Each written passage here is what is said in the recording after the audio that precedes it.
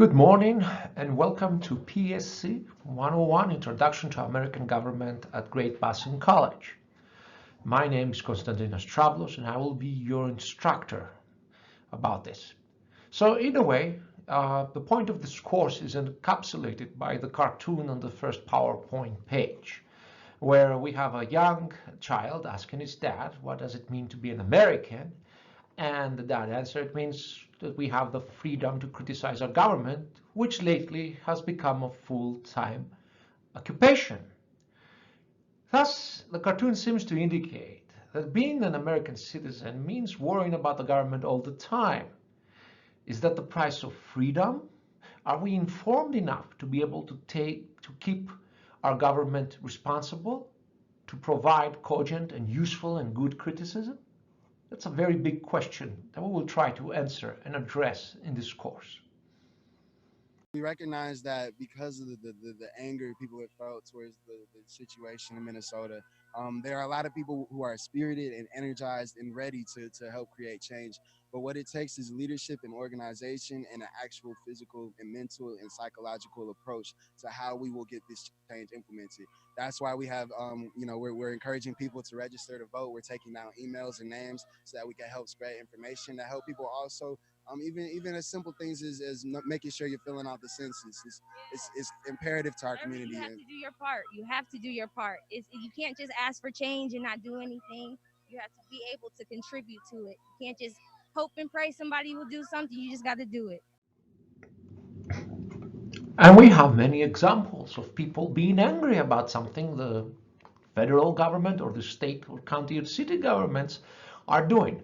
For example, in this slide, we have a couple of people discussing the demands of the Black Lives Matter movement, which recently was a big issue and still is a big issue in American politics and has affected all levels of government. Also this week, hundreds of local residents from Naperville and surrounding cities celebrated Independence Day in a different way. They gathered in Lisle for a tea tax rally. NCTV 17's Shannon Coughlin has more. It's a tax. 66-year-old John Lutz wants to retire, but he said after he and his wife paid more than $80,000 in taxes last year, he can't afford it. I'm chained up because I feel like I'm a prisoner to our own government. Lutz isn't the only citizen that feels like a slave to taxes. Illinois citizens pay almost 50 taxes alone in this state, ranging from gas taxes to sales taxes to renewable energy charges. I am not ready to share my wealth, what I did it with my two hands, with somebody else. Illinois Governor Pat Quinn is estimating its state deficit at $9.2 billion, making Illinois the state with the third highest debt. Quinn's pushing for a 50% income tax increase to relieve the debt and has called for cuts from human services.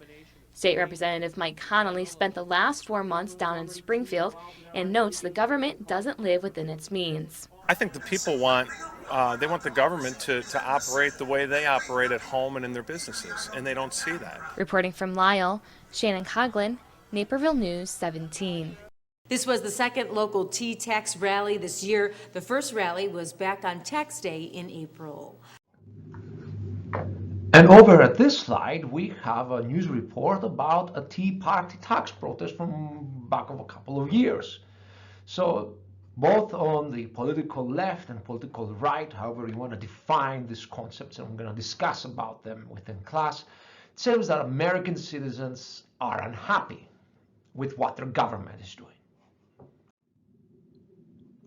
However, despite the fact that American citizens seem to be very angry about what the state and federal government are doing, a lot of us seem to know very little or not know very well how the US political system is supposed to work, how it works in practice. Despite all the huge changes and things that have happened in politics in the last 8 years, the amount of Americans that can name all three branches of the government according to the US Constitution has increased, thankfully, but to the partly number of 56%. That means that almost half of Americans do not know all three branches of government, and indeed 20% could not name any branches of government. 9% could name only one branch, which means 1 in 3 Americans doesn't understand or know that the federal government of the United States of America and many state governments like the Nevada government, as we're going to learn, have 3 branches of government: the executive, the legislative, and the judicial branch. The problem here is the following, and this is why we need this class. An uninformed citizen that does not understand how government works cannot keep government responsible or affect positive changes in government policy. As a result, an uninformed citizen will become disillusioned with government and public affairs, and we can see this among American citizens, especially young people like you, that have a bit of a feeling of like, why should I care? Nothing changes and nothing I can do. And disillusionment will lead to apathy. And essentially, apathy equals with disenfranchisement. When you become apathetic about politics, you disenfranchise yourself. Nobody needs to take your vote away. You yourself talk your vote away. Now, the problem is that in a system of democracy like our own, where we as the principal, as the people, delegate political activity to our agents, to our politicians, if we are not willing to keep them responsible, the agents have every incentive not to do the job the way we want them to do so. This is called the principal-agent problem. It's a fundamental problem of politics. As I said, we, ladies and gentlemen, are the principals. The agents are our elected officials and civil servants. The question is, how do we keep them responsible? If we are uninformed, how do we know that they're not doing what they're supposed to do or what we want them to do? How do we know that they break the law? How do we know that they violate the way politics is supposed to be done in the United States of America? If you don't know what your rights are, then you cannot know if your rights are being violated. Simple as that. Fundamentally, the apathetic citizen relinquishes part of his, her, or their life, essentially giving up control of important elements of your life to people with more time and money on their hands, like retirees, the wealthy, or angry YouTube posters. People who are paid to engage in politics, like, Sean Hannity, Rachel Maddow, Alex Jones, any of the various agitators and activists out there that you like or don't like. Or C, people who are fanatical about their ideas and willing to sacrifice what little money and time they have to get government to do what they want, which is pretty much most left-wing and right-wing activists. They can't afford to engage in politics any more than you or I can, but they don't care. They'll skip a meal. They'll skip family time. They'll skip social time in order to engage in politics because they really feel very hard and fanatical about a certain issue. And the point is, these people usually are not representative of the mainstream. Their ideas tend to be the outliers. Their fanaticism and intensity tend to be the outliers. And that's sometimes useful because these are the kind of people that drive change. But it also means that many times they are, as we like to say, deaf to what normal street or mainstream or the majority of people think about, who are not willing to sacrifice their little free time or their social time or their family time or work time to engage in politics. And of course, the politicians. Now, here's the thing. If you trust these people to be responsible or keep government responsible, then everything is great. You don't need to care about politics. We can focus on our everyday lives, our families, our jobs, our friends. You can focus on your hobbies. You just give up on caring about politics. But what happens if you don't trust them? I mean, do you trust these 4 groups with your healthcare, your schools, your safety, to arbitrate the differences you have with your fellow American citizens, so you don't end up in some weird generational long vendetta where generations of people are killing each other over some wrong that happened 30, 40, 50, 100 years ago. That's the fundamental question here. Here's a paradox for all of you. If you look at polling about trust among American US citizens for various institutions of life and government, it seems Americans do not trust most parts of government. Indeed, that element of government, that institution of government with which you citizens have the least interaction in a citizen service capacity, the military, is the one that Americans like the most. And interestingly, we really do not like the parts of government that we work with every day, and most importantly of all, the one that is supposed to represent us, which is the US Congress.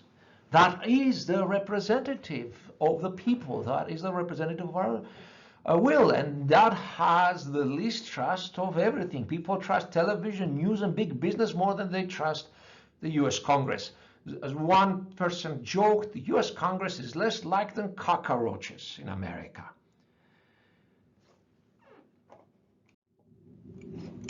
But what do we do about it? Nothing. And yet, despite the fact that most Americans do not like or trust the US Congress, the institution that is supposed to be the most responsive and representative to them, if we look at election data since the inception of this country, citizens of the United States of America simply do not care about congressional elections. Okay? People do not trust the US Congress, but they are also unwilling to take part in the one process that is supposed to keep Congress responsible to us. I mean, there's a paradox here. If one is apathetic about something, how can you fix it? If you're not willing to go out and vote in midterm elections, I mean, the numbers at presidential elections are about 10 to 20% higher, but still we're talking about turnout rates that are around 50% for midterm congressional elections, around 70, 60% for presidential elections. So, you know, if you're not interested in going and voting and changing your congresspersons, why would you expect Congress to be responsive to what you're doing? We dislike Congress as citizens, the majority of us, but we don't do anything about it. We don't participate in elections. We just dream of revolution, of civil war, and other ridiculous solutions, rather than grab the one constitutional solution that is right there in front of our face.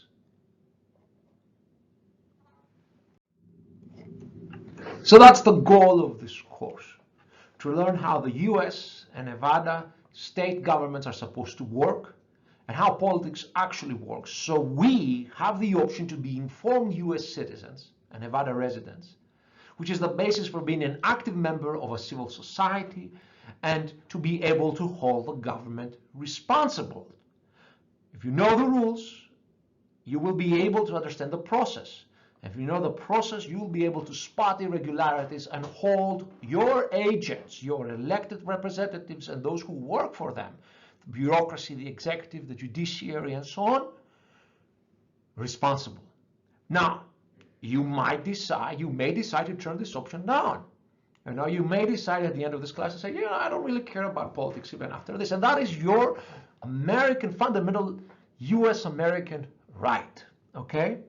But at the very least, I want to make sure that you make such a choice with full knowledge of the consequences, that you understand that when you choose to be apathetic about politics, you are giving up control of big parts of your life to other people, to those four groups we talked about. So I want you to be able to understand that. That's the goal of the course. Now, when it comes to the overview of the course, what are we going to study? We're going to study how the structure of the US government came about, what that structure is, how political decisions are made, how citizens affect those decisions, and throughout the course we will compare that with the politics and the Constitution of Nevada in order to also give you a background in the Nevada Constitution and Nevadan politics. So we're actually going to use the Nevada case as a comparison case in the United States, as well as we're going to compare with various foreign constitutions and foreign political practices. The course goals are essentially, one, to be able to understand the general points of the debates about the founding of the US government and its form, to be able to describe the institutional structure of the US government and how its various elements interact, to be able to understand who the actors in US politics are and how they act, to have the knowledge to help develop your ability to use critical thinking to navigate the political process of the United States of America, to understand the importance and consequences of political participation, to understand the main ideological themes of politics in the United States of America. And finally, to gain a basic understanding of how institutions of politics in Nevada are similar and different from those of the United States. Essentially, if your mom or dad ask you why Congress does not listen to them, I want you to have an answer for them.